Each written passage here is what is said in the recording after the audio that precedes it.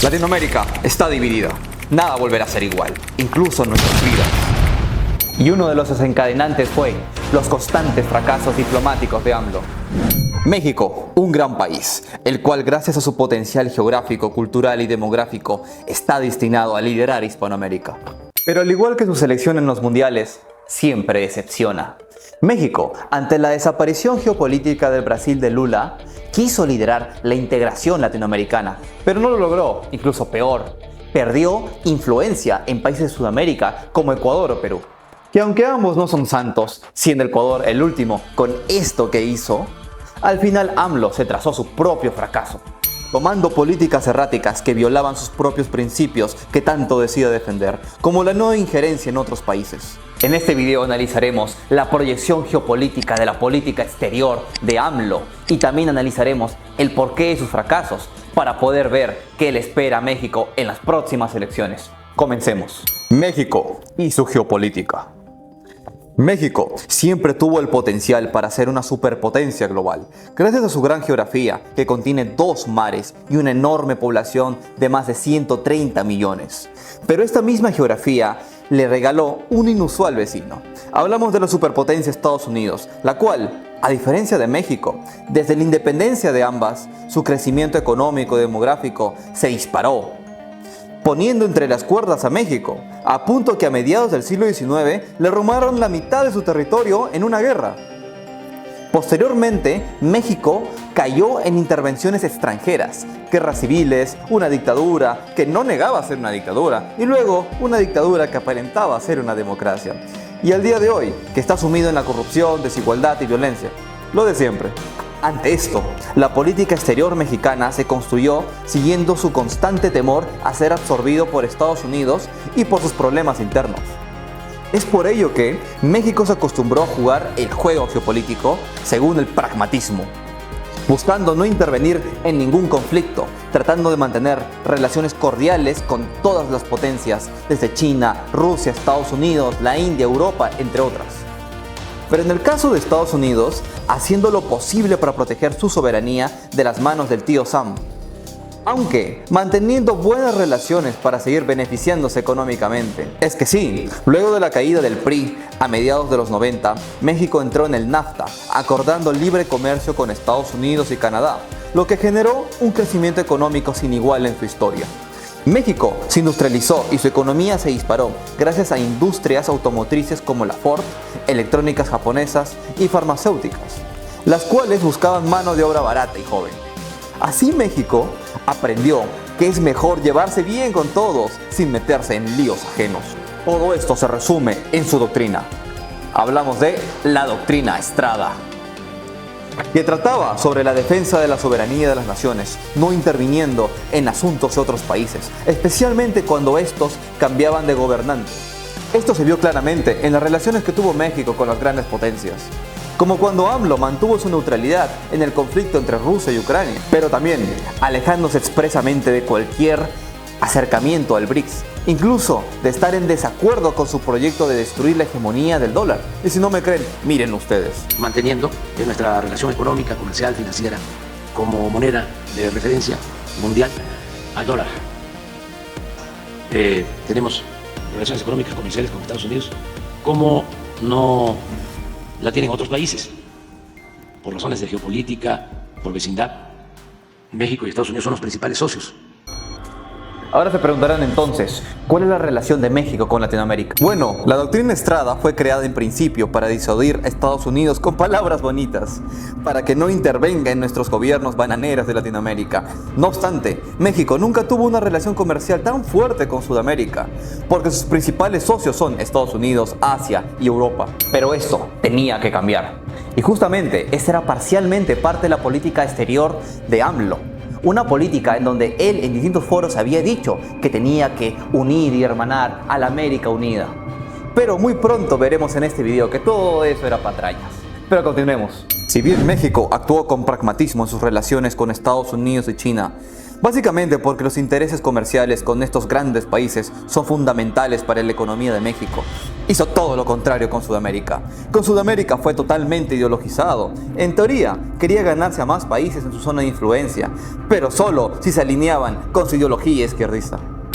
Porque en la realidad su diplomacia se basaba solamente en insultar y calumniar a todos los mandatarios que no compartan su ideología izquierdista, violando al principio de no injerencia en los asuntos estatales, un principio que el mismo AMLO decía respetar ante todo. Y esto lo hacía con varios presidentes, vemos desde Milei, Boluarte, Noboa, entre otros. Y de esta forma, en lugar de acercarse a los demás países y aumentar su influencia geopolítica en Sudamérica, se alejó mucho más de ellos. Comencemos con el más candente y el último caso, Ecuador. Ecuador, luego de un largo periodo de mandatario izquierdista con el correísmo, llegó un presidente de derechas, Guillermo Lasso. Pero en un llamado golpe cruzado con el Congreso tuvo que dimitir y anunciar nuevas elecciones. En estas elecciones, la candidata de izquierda predilecta de AMLO era Luisa González, heredera del correísmo, la cual al inicio llevaba una fuerte ventaja electoral sobre el candidato anticorreísta, Noboa, hasta que ocurrió una tragedia. Resulta que otro candidato de derecha, Villavicencio, fue asesinado. Posteriormente a este triste suceso, ya con Daniel Noboa en la presidencia, el 3 de abril de 2024, AMLO aludió en una conferencia de prensa que la excandidata presidencial del correísmo, Luisa González, llevaba ventaja en las elecciones presidenciales de Ecuador, pero que tras el asesinato de Fernando Villavicencio, había sido ligada injustamente al asesinato de Villavicencio y su puntuación había caído. Y ante este tema tan delicado, con una posible calumnia en un tema tan grave, el gobierno ecuatoriano expulsó a la embajadora de México en Ecuador, en respuesta a la intromisión de AMLO en los asuntos ecuatorianos. Esto solo intensificaría las ya tensas relaciones con el caso del señor Glass. Resulta que el expresidente Glass del correísmo, acusado de corrupción, estaba escondido en la embajada de México buscando que le den asilo, y lo consiguió. Porque luego de la expulsión de la embajadora de México el 5 de abril, AMLO, en un ataque de ira, decidió concederle asilo al acusado de corrupción Glass. Por lo demás, ustedes ya conocen la historia. Esa misma noche, el presidente Noboa irrumpió en la embajada de México para poder llevarse a Glass y rompió la única ley y regla sagrada del derecho internacional. Una regla que todos los países realmente obedecen, menos este de acá. Estamos hablando de la inviolabilidad diplomática. Los agentes de policía ecuatorianos irrumpieron por la fuerza en la Embajada de México en Quito, derribando al encargado de negocios de México, Roberto Canseco, y detuvieron a Jorge Glass en el interior de la embajada. No obstante, si bien esto fue una colosal estupidez, Ecuador tiene razón en algunos puntos. Primero, la concesión de asilo político al ex vicepresidente Jorge Glass es una flagrante violación de su soberanía. Segundo, porque la Convención de Caracas sobre el asilo político de 1954 establece que un gobierno no puede otorgar asilo político a una persona que tenga una sentencia condenatoria. En síntesis, si bien AMLO violó los principios de no intervención y la Convención de Caracas de no asilar criminales, Ecuador violó la única regla verdaderamente sagrada: la inviolabilidad diplomática. A fin de cuentas, todo esto ya da igual. Ecuador y México rompieron relaciones y Ecuador fue denunciado en la Corte Internacional de Justicia.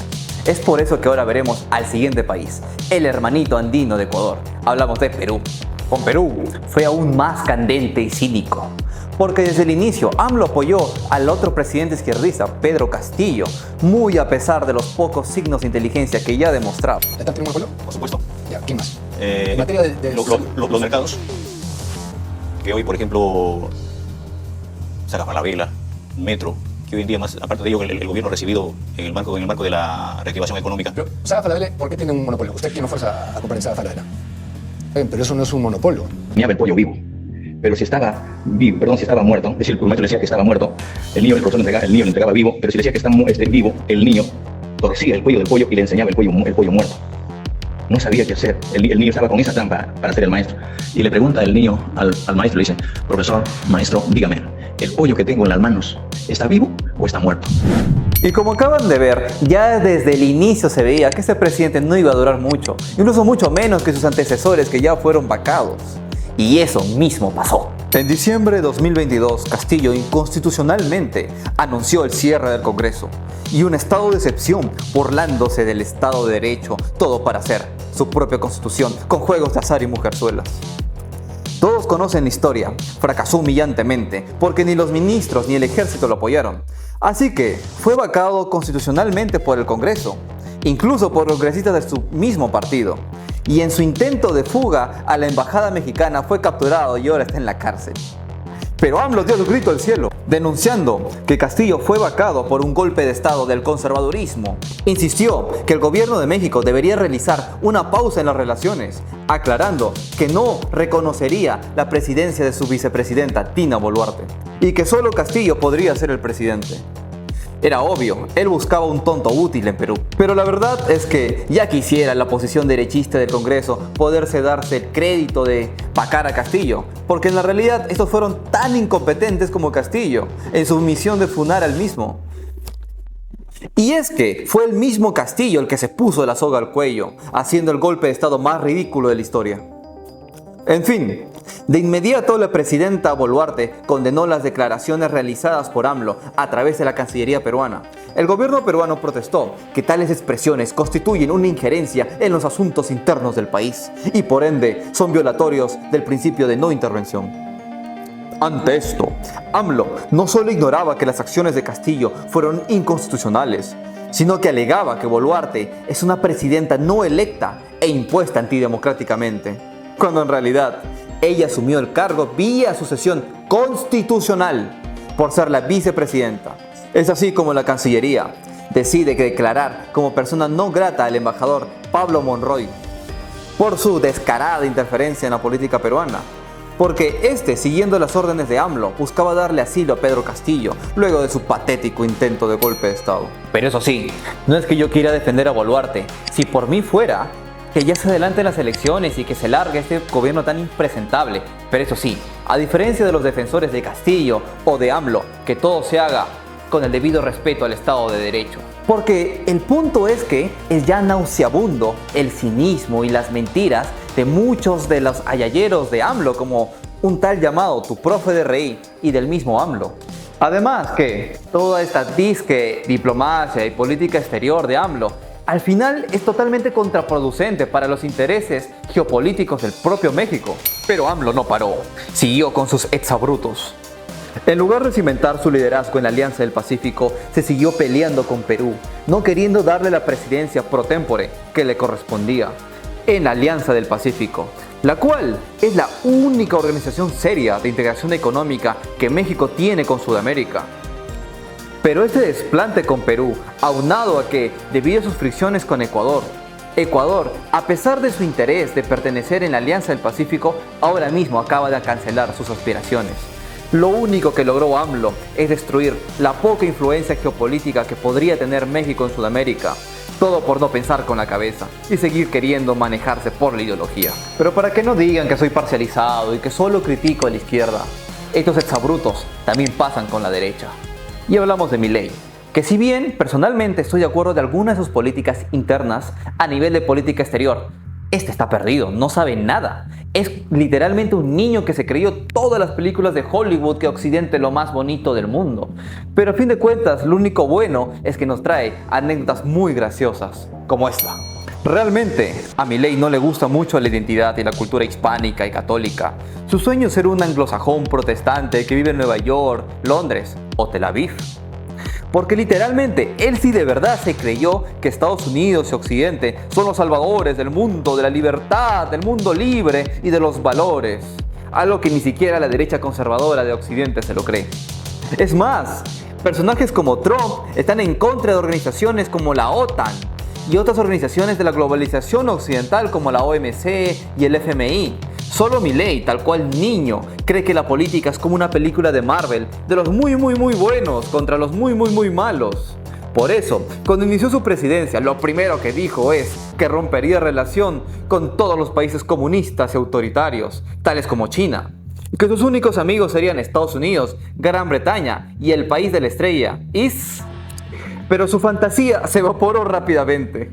En pocas horas, la realidad le golpeó la cara. En un comunicado del embajador chino, este le informó que si rompe sus relaciones con China, entonces Argentina debería inmediatamente devolver los préstamos swap que China le dio a Argentina para salvaguardar su deuda. Y no solo eso, China también les dijo: ah, sí, bueno, si no quieres comerciar conmigo, entonces toda esa soya que tú me vendes, yo no te la voy a comprar. Se la compraré a Australia, a Paraguay, a Bolivia. A ver pues, búscate compradores para tu soya. A ver si Estados Unidos, que tanto lo quieres, te la va a comprar.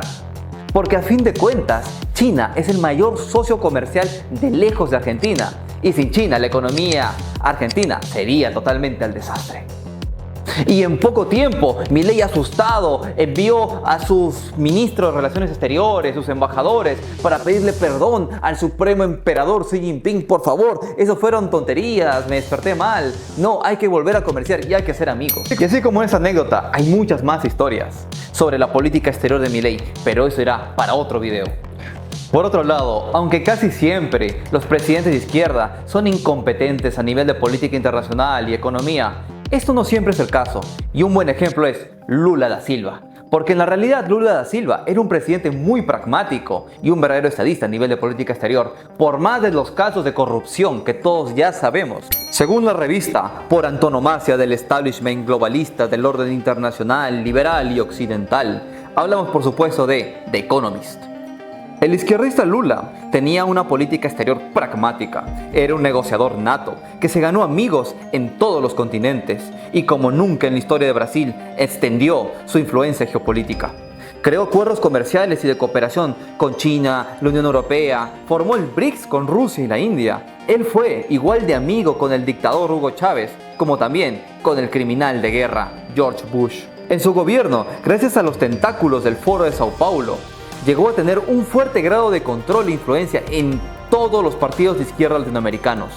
Tanto así que se volvió el líder de la integración latinoamericana desde UNASUR, siendo admirado por otros izquierdistas como Llanta, Correa, Kirchner, Evo Morales, Mujica, entre otros. Sin lugar a duda, se volvió el líder de moda de aquel entonces, presidente que todos querían emular. Pero no solamente tenía ese instrumento del Foro de Sao Paulo, tenía otro también. Estamos hablando de Odebrecht. Sí, hablamos de esa corrupta constructora, la cual en la realidad posiblemente también servía a los intereses geopolíticos de Brasil para ganarse la influencia de otros políticos del continente latinoamericano, sean estos de izquierda o derecha. Todo con tal de aumentar la influencia de Brasil mediante sobornos para conseguir obras públicas sobrevaluadas. Si bien esto no está totalmente comprobado, es una muy posible hipótesis. Y así, señores, es como se debe buscar liderar a todo un bloque continental con pragmatismo e inteligencia. Y no con las estupideces, exabruptos y patrañas ideológicas que tenía AMLO, que en la realidad su muy refinada diplomacia y gran estrategia y visión geopolítica de integración solo se basaba en insultar y calumniar en diarios, en cámaras, a todos los presidentes que no se alineaban con su ideología izquierdista, y en cambio los izquierdistas tratarlos de amiguitos, de salvadores y de gente muy inteligente, como el supuestamente genio Pedro Castillo. Porque cuando algunos de estos presidentes giraban a la izquierda, entonces ahí sí los insultaba y les decía de todo, violando un principio que él mismo decía defender, que es el principio de no injerencia en los asuntos de otros estados, para poder apoyar la soberanía irrestricta de los países hispanoamericanos. El legado de AMLO. AMLO, que muy pronto deja la presidencia, si bien a nivel interno logró un estable crecimiento económico, a nivel de política exterior, su legado deja mucho que desear. Así lloren sus guaripoleras. Porque ni en la vida ni en la política existen los muy buenos y los muy malos. La política es una confusa batalla de grises. Y los que más se benefician son los que saben aprovechar todas las oportunidades, siendo flexibles como el agua y pragmáticos. Pero eso sí, protegiendo siempre la soberanía nacional. Porque tus enemigos de hoy pueden ser tus aliados de mañana y viceversa. Actualmente hay muchos ejemplos de verdaderos mandatarios pragmáticos, como por ejemplo Bukele, que tiene muy buenas relaciones con China y gracias a eso China le ha dado muchos regalos e inversiones. Y también con el sector conservador de Estados Unidos, hablamos de los republicanos de Trump. Y por supuesto, los países que más crecen a nivel mundial, que son los países asiáticos, como por ejemplo Singapur, Vietnam, la India, son países totalmente pragmáticos, que tienen muy buenas relaciones tanto con China, como con Rusia, como con Estados Unidos. Por eso, si queremos salir realmente del hoyo, no hay que cometer todos estos exabruptos de AMLO o Milei y no dar vergüenza ajena. Hay que aprender a ser inteligentes y pragmáticos, jugando el juego geopolítico. Suscríbanse y manténganse expectantes porque se vienen mejores cosas en el canal. Compartan el video a todo el mundo.